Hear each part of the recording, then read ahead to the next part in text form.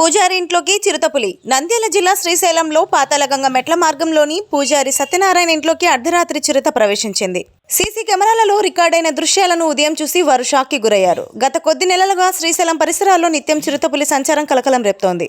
అటవీ శాఖ అధికారులు స్పందించి తగు చర్యలు చేపట్టాలని స్థానిక ప్రజలు, భక్తులు డిమాండ్ చేస్తున్నారు.